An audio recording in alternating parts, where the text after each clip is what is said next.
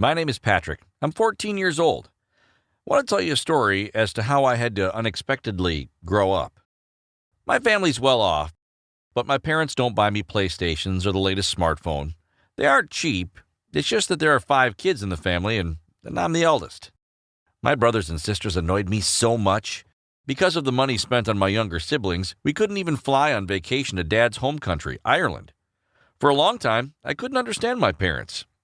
As if we were only 3 people in the family, then we'd travel and be freer.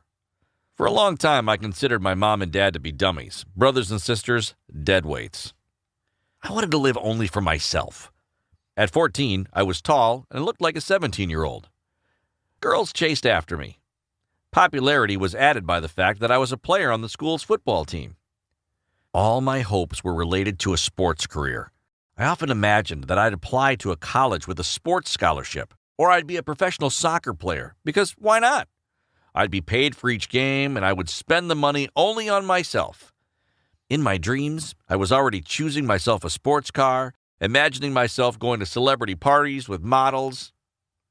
But one event completely changed not only my views on my own family, but to my own life. During the soccer championships, I met Sharon. She was the cheerleader for the rival team from a nearby city, and older than me. She's already 17. She is drop-dead beautiful. During the tournament, it was me who got the winning goal. The guys literally carried me on their arms. My achievement was what interested Sharon. Of course, she didn't know I was only 14. After the game, there was a cool party at our team's captain's place. His parents were out of town, and the entire house was free. All the girls from Sharon's team were invited. We spent the time together, laughing and chatting. We both drank beer, and the alcohol took its effect. By the end of the evening, Sharon called me over to the guest room upstairs. That was the first time I did it. Of course, I won't tell the details, and either way it was over quite quickly. But I was very happy. I became a man. For a few weeks after that night, me and Sharon were chatting almost every day. I was fully in love. But then she suddenly stopped going online or answering her phone. I couldn't figure out what had happened, what I did wrong. After a few days, someone came to our door, and my parents were also home. Sharon and her father came in. She stood there with tears in her eyes. Her father was enraged. Sharon was pregnant.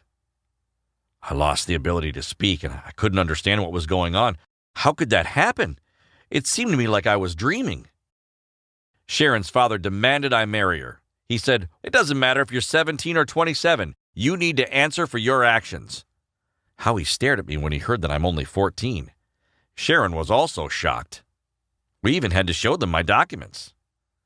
When my girlfriend's father calmed down a bit, he said that they will keep the child. The doctors said that it is contraindicated for Sharon to have an abortion. I just sat quietly, red from shame for my deceit. Sharon stared at me. And then my father shocked me by saying, "We will support our own grandchild, and we will give any kind of help, financial and upbringing." I dumbfoundedly looked at my father. After all of my complaints, my parents were ready to support me. I felt like a real idiot. I thought my parents ruined our life when they had so many children. But myself, I did something real idiotic at 14. 2 months went by and I didn't see Sharon. Through mutual acquaintances, I was able to find out that she was sent to other relatives. My conscience is constantly tormented.